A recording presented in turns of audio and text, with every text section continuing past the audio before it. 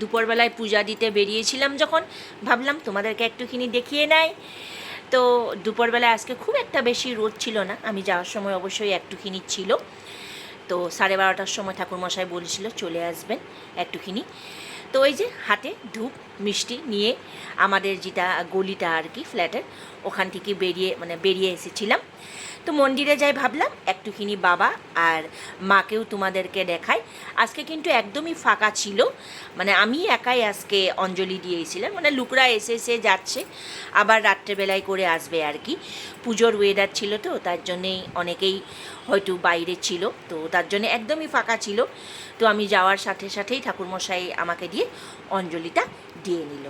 আর তারপরে বাড়িতে আসি, আজকে ইচ্ছা করলো একদম লাল লাল করি আলু ভাজা আর ঘি ভাত খাবো।